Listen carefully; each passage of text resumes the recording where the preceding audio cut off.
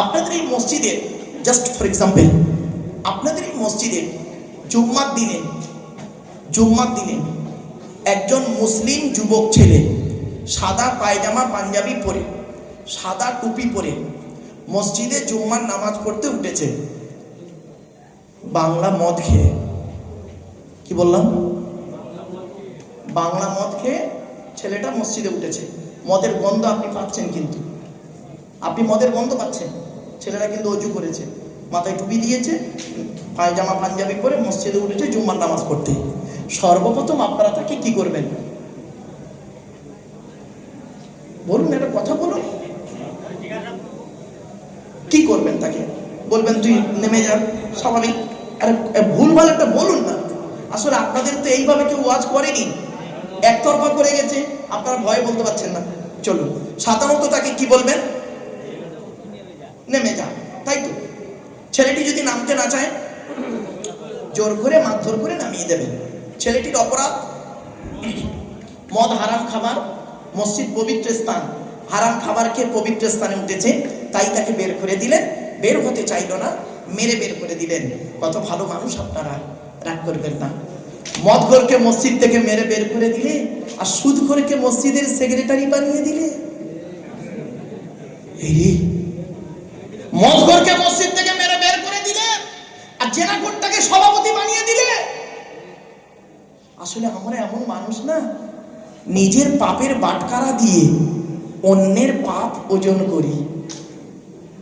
নিজের পাপের বাটখারা দিয়ে নিজে পাপ করে করে না একটা পাপের বাটখারা করে ফেলেছি। আপনারা কি বলেন? বাটখারা করে নিজের পাপের বাটখারা দিয়ে নিজের পাপ কোনোদিন ওজন করিনি আমরা, অন্যের পাপ ওজন করি।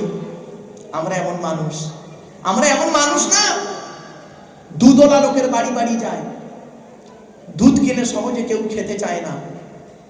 মদওয়ালা দোকান দিয়ে বসে আছে বাদুড়িয়ায়, ও মুসলমানের বেটা মদ খেয়ে মারামারি করে বাদুড়িয়া থানার ভিতরে রোজার মাসে হাজি সাহেবের বেটা বাদুড়িয়া থানার লকাবে চুম মেরে বসে আছে।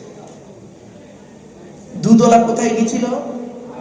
ওর বাড়ি গেছিল, দুধ কিনে খায়নি। আমরা এমন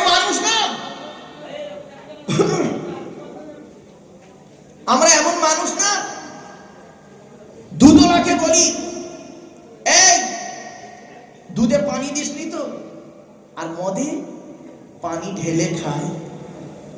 আমরা এমন মানুষ না। 100 টাকা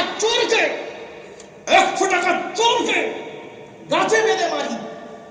100 টাকা চুরি করেছে ছেলেটা, 100 টাকা চোরকে গাছে বেঁধে মারি। 1000 কোটি টাকার চোরকে স্টেজে তুলে ফুলের তোড়া দিয়ে সংবর্ধনা জানাই।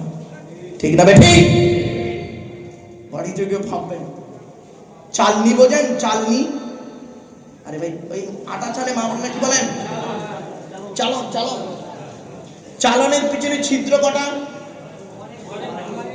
অগণিত ছিদ্র। আর সূচের পিছনে ছিদ্র কটা? একটা। তো চালন একদিন সূচকে বলছে, কে বলছে? চালন কাকে বলছে? সূচকে। চালন সূচকে বলছে, তোর পিছনে ছিদ্র কেন রে? তোর পিছনে ছিদ্র কেন, ফুটো কেন বল? তা সূচ কি উত্তর দেবে? আমার তো একটা, তো 1000টা। বাপেরা, ছোট্ট একটা উদাহরণ দিই। পৃথিবীর সব থেকে কঠিন কাজ কি জানেন? আত্মসমালোচনা করা। নিজেকে নিয়ে সমালোচনা করুন। এটা করলে নেকি হয়, এটা খুব কঠিন কাজ। আর পৃথিবীর সব থেকে সহজ কাজ কি জানেন? পর সমালোচনা করা। এটা করলে গোনা হয়, এটা কঠিন নয়, খুব সহজ কাজ। জ্ঞানী গুণী বুদ্ধিজীবী মানুষ বাড়ি থেকে ভাববেন, সৃষ্টিকর্তা আমাদের সৃষ্টি করেছেন, মসজিদ হলো আল্লাহর ঘর, মসজিদ কমিটি কে হবে? আচ্ছা, মসজিদ যদি আল্লাহর ঘর হয়, মসজিদ কমিটি করবে কে? আর কথা নেই, যার ঘর সে। মসজিদ যদি মসজিদ তো আল্লাহর ঘর নাকি, তা কমিটি করবে কে? আল্লাহই করবে। তা আল্লাহ তো কোরআনে কমিটি করে দিয়েছে, আপনারা জানেন না, আপনাদেরকে আমরা বলিনি তাই করেননি। আল্লাহ তো কোরআনে কমিটি করে দিয়েছে, মসজিদ কমিটি কে হবে শুনে নিন, আজ বলে যাচ্ছি। 10 নম্বর পারা 8 নম্বর পৃষ্ঠা 9 নম্বর লাইনে সূরার নাম সূরা তাওবা 18 নম্বর আয়াতে আল্লাহ বলছেন, আমি বলিনি, আমি আয়াতটা পড়ে বাংলায় মানে করছি আপনাদেরকে, খারাপ সেন্স নেবেন না, আমাকে ভুল বুঝে লাভ নেই। মসজিদ কমিটি যে হবে তার কমসে কম আল্লাহ বলেছেন 5টা গুণ থাকতে হবে। কটা কটা কটা 5টা গুণ।